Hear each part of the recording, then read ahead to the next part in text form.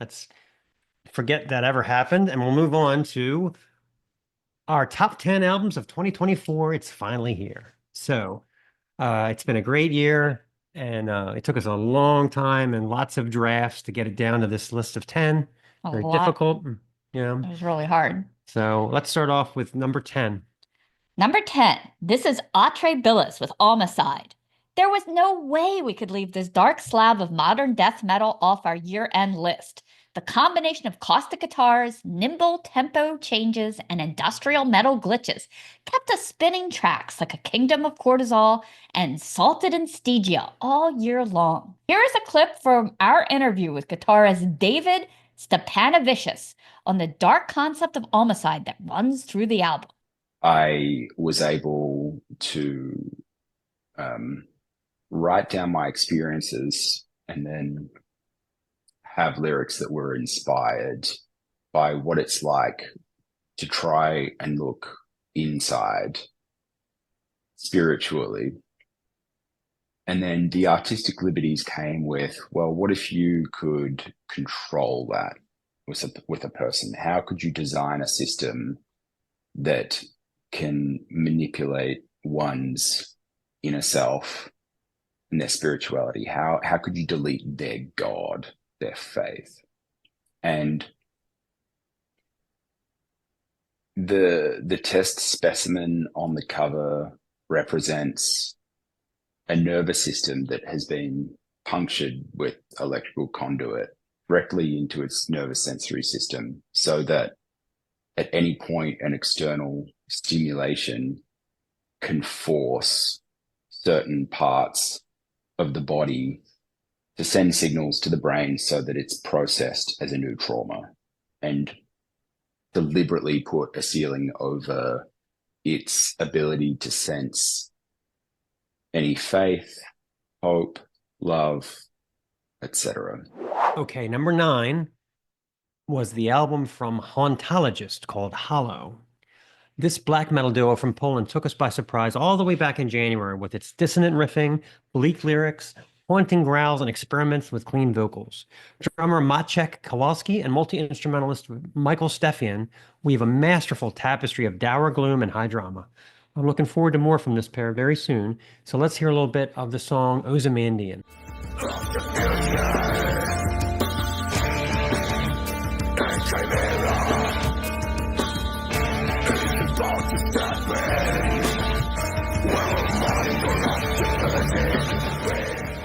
Okay, number 8.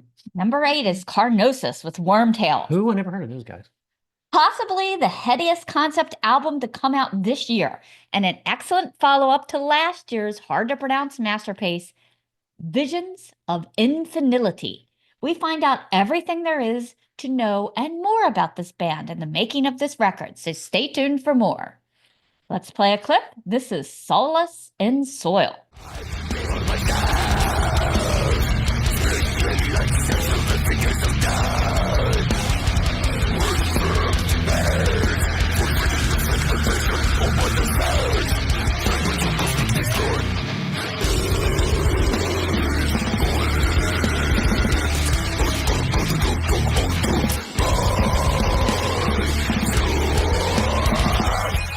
Okay, number 7.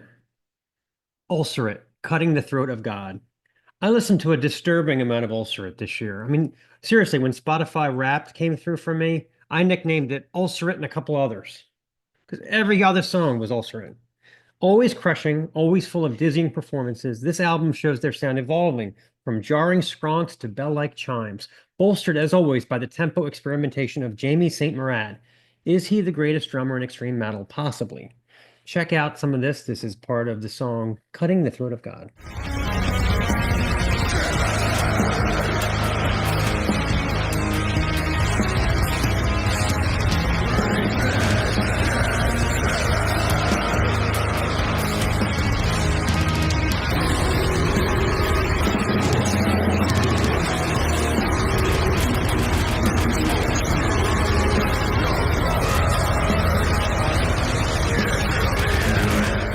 Number 6 is Gate Creeper with Dark Superstition. The Arizona champions of quality doom death seem to outdo themselves with this year's magnum opus, dealing a wide variety of sounds from hooky guitar oscillations to slow crawl riff crush to wild drum and bass breakdowns, all capped by the one-of-a-kind vocal snarl of Chase H. Mason. All right, let's play a clip. This is Black Curtain.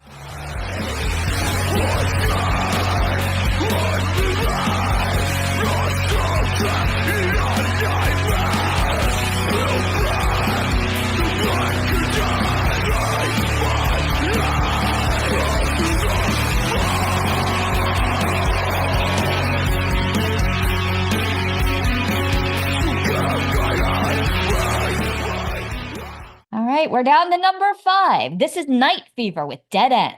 A band that should be absolutely huge, as there is nobody in hardcore with better songwriting, more intense drumming, or a singer this badass.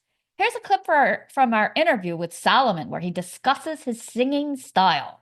You would go from the high screams to that kind of Danzig kind Yeah. of. Yeah, I love that. I mean, was Danzig or the Misfits something that you?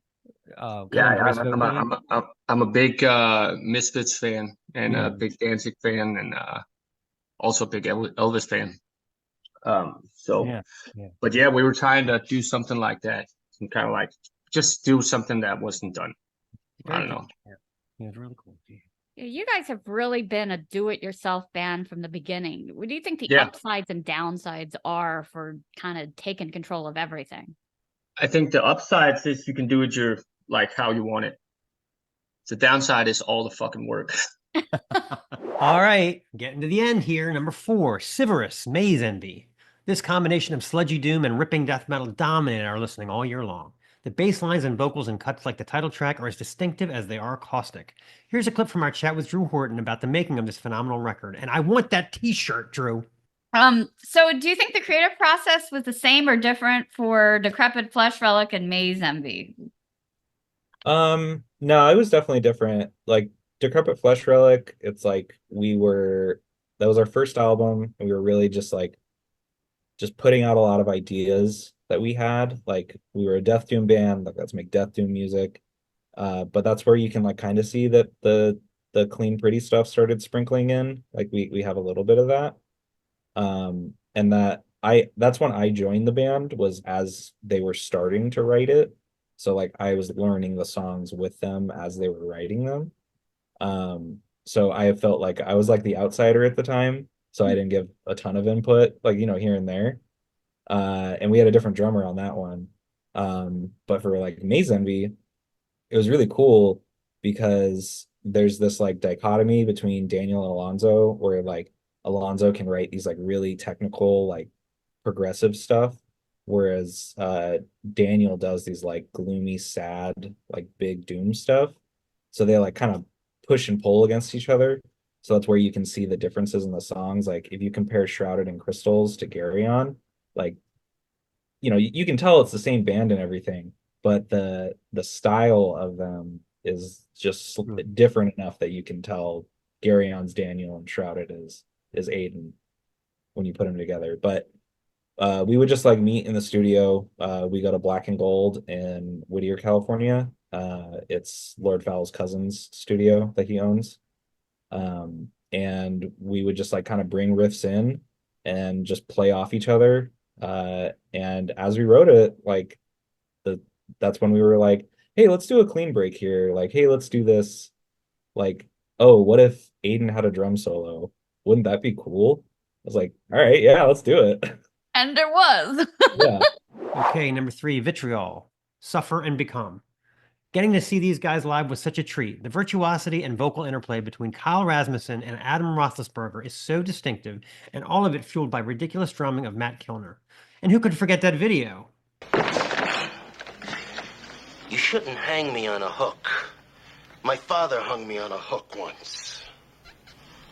Once. Anyway, here's part of He Will Fight Savagely.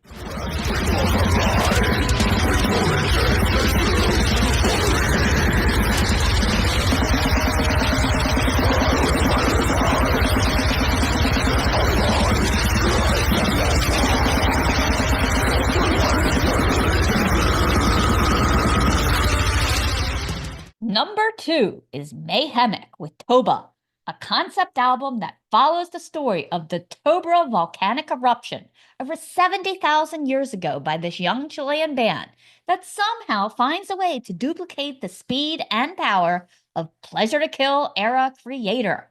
This absolute beast of an album has enjoyed pretty much constant play around Snaggletooth headquarters this year, and it was a real treat to have them on the show. Here's a clip of them discussing the album's concept.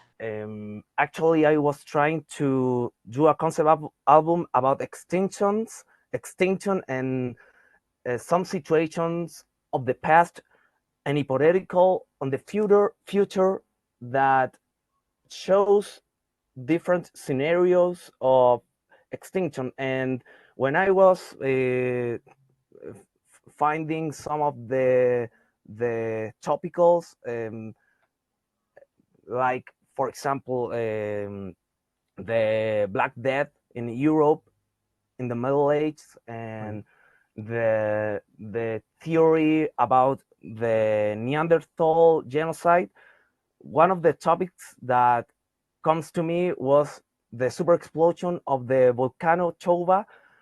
And the thing that is so special for me about this scenario is if this scenario really happened, like the most Nacho, ayúdame, como lo que los científicos ponderan como lo más brígido, Nacho.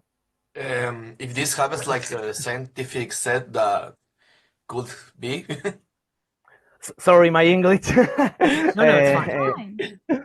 Fine. That was the situation that put on the human race in the most dangerous place. It's like when the Toba event occurs, there was like I don't know, 1 million or 10 millions of people between Neanderthals and Homo sapiens on the Earth. But at the moment that Toba volcano explodes, there was only like 1,000 people or 10,000 people on the Earth. Casi se murieron, Nacho. They almost die. He said. Right. It wiped out almost everybody. Yeah. Okay, but before we get to number 1, I thought we'd reminisce a little about some of the other highlights of 2024. So take it away. All right. All right. Well, we play a game on the show, and I'd like all the children to participate. Oh boy. Oh shit. It's called Blaspheming Monikers. And Drew should What was know 'cause that? he's been through it once, I think. No, I think we were still doing Oh, we didn't do it last time. Okay. Blaspheming might have- what? Blaspheming Monikers. So I have 5 band names. One of them I made up. You guys have to guess which one is fake. Sniff out the fake one. Sniff out the Oh, fake God. band name. Okay. Do we consult each other and then I'll decide just, on? why don't we just eat? Well, I'll laser in on 1, 2, 3. All right. So who wants to go first? Not it. I'll go first. Okay. Jonathan, Okay. there it is. Jonathan's a brave Yeah. man. Jonathan, you're going to find there's a theme here. Okay. So again, these are all real except for one. If it's black metal, you're screwed because Jonathan will probably know. I don't, all right. First band's name is Fun Cunt. Oh, Second all right. is War Cunt. Third is Cunt Goat. Fourth is Cunt Squad. And fifth is Buzz Cunt. Man, this all sound plausible. Fun Cunt, War Cunt, Cunt Goat, Cunt Squad, and Buzz Cunt. Okay. I'm guessing it's Fun Cunt. Fun Cunt is a real band. They are prog metal from Finland. They have 2 early 90s demos and then they broke up, which is a 2 early shame. 90s. What a They're great from name. Finland, though. I Finland. should have known that. Finland, where every name has like a million umlauts in it. It's crazy. Yeah. Right. Okay, who's next? Wait, who was the fake? Let's do Mr. Blast Beats. Come on. Wait. Who was fake? You No, gotta no, keep guessing. we got to keep guessing. Oh. Oh. All right. All right. Come on, Mr. Blast Beats. What do you think? You got, we know Fun Cunt is real. We got War Cunt, Cunt Goat, Cunt Squad, and Buzz Cunt.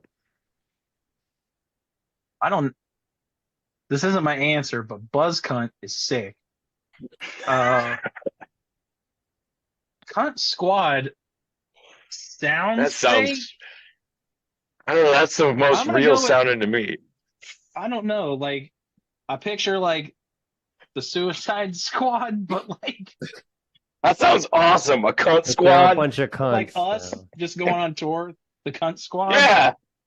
Should that be Ravioli's name? Should I change Ravioli's name to the cunt squad? You can, yeah. I'm so glad we have such an impact on the underground. I'm gonna say Cunt Squad is the fake. They're from Australia. They have 3 EPs and 1 full length. And I they was have gonna say Australian. and they have a female singer who Awesome. said, "Great name. I'm on board." Cunt squad is great. That was my favorite name out of the 5. All right, we got the big man now. All right, let's hear it. All right, so you got War Cunt, Cunt Goat, or Buzz Cunt. See, I want to say cunt goat because grammatically that doesn't make any sense, but Well, grammar is very important in these situations. exactly. So I guess I'm gonna have to go with cunt goat because it just doesn't make sense unless it was like foreign and like. Oh man, they're Russian. They're black metal, and they have 3 Damn it. EPs, and they all came out last year. So somebody woke up and said "Cunt Goat." I would have guessed war metal, frankly. Buzz Cunt is the one I made up. Just adding. What? Yeah, Jimmy, They're you not- had it, man. You should have went. You should have went with your gut. Well, and that's any band that's watching this, take the name because it's like Buzz Cut, except it's Buzz Cunt. That's I know. our band. That's Genius. our band name now. That's ours. Yeah, Attention all Jonathan units. and Jimmy We've changed Bland everything. Beats. Yeah, are we starting another band called Buzz Cunt? I know you mentioned that you played some shows with Carnivore in the early days. What was that like? Pre-typo, Pete Steele, what was that like? Oh, those were fond memories. I mean, of course, those guys they had their whole get up because how the whole He-Man thing. So Right. kind of, I'm laughing fondly because I'm remembering, just all the fur and everything like that, and just the It was a chest. production, right? Yeah. Well, I mean, it wasn't like they had a whole big stage rig. It's more like how they dressed and everything. And of Right. course, that's why a lot of us thought it was like really humorous because then he turned into Mr. Sensitive. And I'm Right, not yeah. speaking ill. Pete was a friend of mine. I'm saying all that stuff fondly too. Like all of a sudden it was typo negative and Christian woman and all that crooning. And we're like, do you think anybody remembers male supremacy? Why has it been so long between records? What's this, 8 years? 7. Yeah, because we're fucking lazy. Look at us. I haven't washed in 23 years. You think I've got making a record my priority or something? That's excellent. We'll get to it when we get to it. All the Yeah. idiots will be waiting because they all can't wait to see our handsome faces on stage again. Or not see them.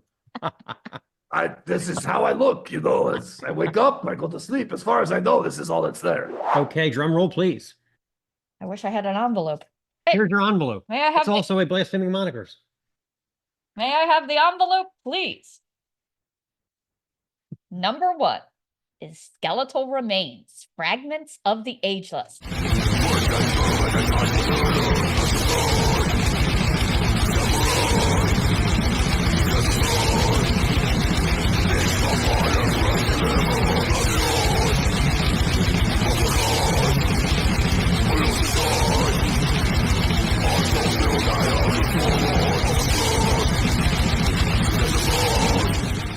Another band we had the privilege to see live this year, and boy, did they rip it up. Riffs for miles, just a shade of tech death, but without sacrificing groove, and just a masterful collection of riffs and choruses. Here's a clip of our chat with Brian Rush of Skeletal Remains. What kind of personalities does everybody bring to the band? Oh man. So I'd say, let's see. Chris is definitely like the manager. Like he has everything planned out, thought out. Like, he's been doing this for so long. Like he kind of has a system for how everything goes, whether it's merch or speaking of merch, he does like all of the merch designs. He's like a secret Photoshop wizard. Wow. Yeah, he does, he gets everything together. He's negotiating with the label and the booking agent and things like that. So yeah, very like practical. Mike kind of has the I would say he's like the stable guy that's able to like, if we're having some sort of issue with someone, whether it's like, one of the promoters or someone kind of acting weird at a show or something, Mike's really good about being able to read that and, kind of mediate a little bit, if that makes sense. Like, That's I don't know. important, yeah. Yeah, oh yeah, absolutely. Yeah, I don't know if I don't know. It would be so difficult for me to imagine things without him. And then Pierce, he's like he's just a cool guy to hang out with. He's like so personable, so easy to talk to. Like I think a lot of fans gravitate toward him because he's just got this sort of charisma about him. And so yeah, it's just a lot of fun. And then I'm not sure exactly. I think my role is maybe more like just making sure all of a lot of the things to get us from one place to another are happening. Like they might just be little things like packing things up, hooking things up, kind of making sure we're going in the right doors when we get to the venue, that sort of thing. I don't know. Again, also very important. Yeah. This is the Snaggletooth Extreme Metal Podcast.